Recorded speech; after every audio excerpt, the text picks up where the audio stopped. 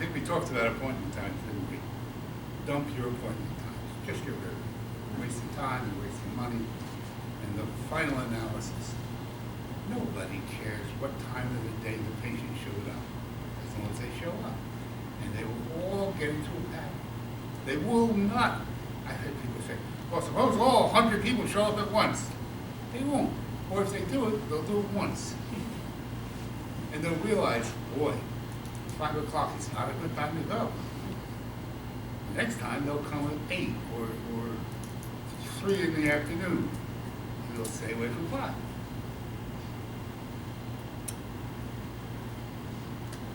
The orientation is the most important thing we do. The orientation is the most important thing we do. There are so many reasons for good orientation.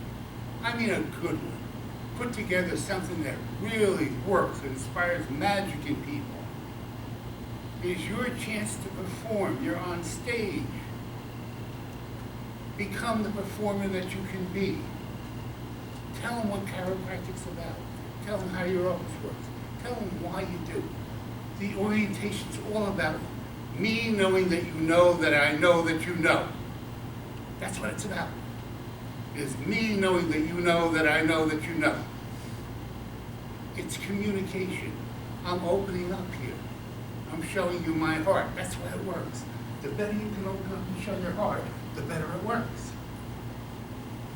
Because when people look inside you, you know what?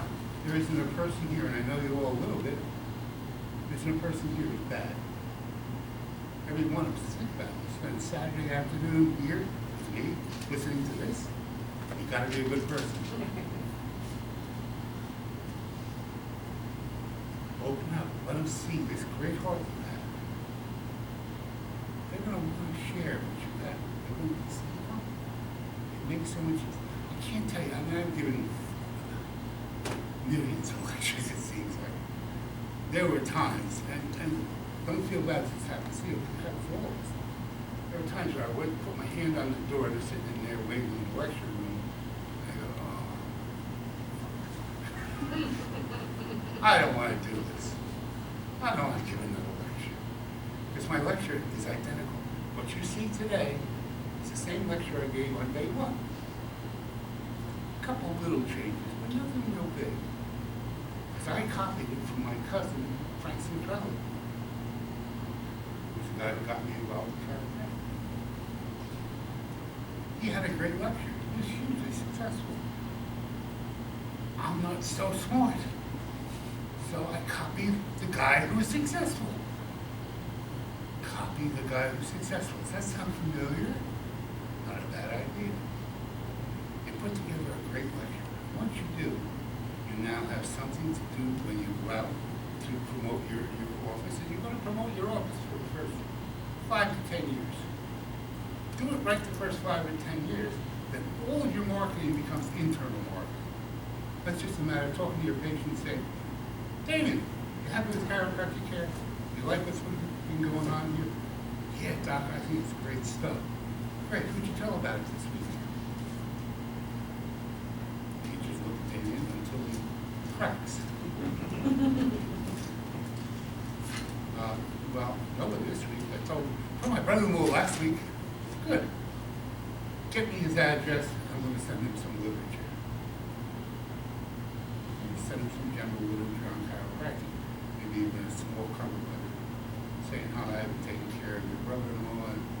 And he mentioned that you may be interested. Let me know that I'm available. You have reasonable fees. And I'm here to serve you, make your life better. Interested? Please give me a respectful, professional.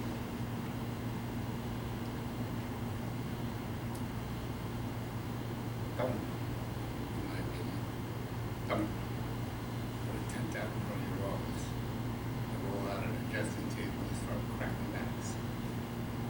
Don't put a sign up saying $5 adjustments. I just think that's $6. I just don't like it. That's my personal opinion. And I'm never wrong. Right, Mark? Yep. We'll tell you.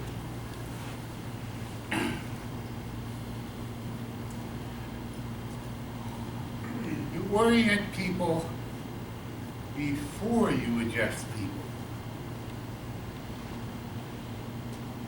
If you go to the hospital right now, God forbid, you end up with a gallbladder attack, and it gets worse and worse, and whoever's driving turns off the nearest hospital sign, you go into the hospital, you're in serious agony. You ever see anybody in a gallbladder attack? It hurts. Talking serious pain. Now you're in the emergency room. You would think they would act with some sort of emergency, but they don't. You sit in the hallway for a half hour. Then when they finally take you to the room and diagnose you with a gallbladder attack and say, you know, it's really inflamed, and we did an ultrasound, it's full of stones, it's got to come out. Okay, let's go. Let's go do it. There is then a hiatus of about an hour and a half, during which time you were going to read and fill out and sign a bunch of information about what's going to be done to you. They do it, and they're dealing with life and death in a very real sense. Should we do it? I think so. If they're in that much pain, let them lie down on the floor. I've had people lie on the floor listening to my lecture. It's hard to get them up, but let them lie down. Let them suffer through it. That's their problem. Where have you been for the past 20 years? I was here. Where were you? Oh, you're in pain. Too bad. How do you want from me? I'm not here to treat your pain. If you'd like to treat your pain, go somewhere. Go down to the emergency room. Maybe they'll treat you. He'll go there. It'll take him 16 hours to get seen. He's got no choice. Lay there. Don't worry about it. Listen to what I have to say. Your pain is secondary. Your pain is unimportant. What I have to say is about your life. Now, you may have to reorient that person after the episode passes. But everybody listens. And the orientation is always the same. So no matter what I say to a patient, no matter what a patient says to me, I know what they've heard. I know what they've been told. It doesn't change from week to week. I don't mini-lecture some people and maxi-lecture other people. I don't withhold information. Everybody gets the full load. I know what I told them. So when I say, remember when we said vertebral subluxations, and they're caused by a number of different things? Yeah, I remember that. And what were some of the things that caused it? Oh, well, falls and accidents and what else? Sitting crazy in a crazy position, or going out and playing football for the first time in 20 years, things like that, etc. But the idea is they heard. I know what they heard because I always say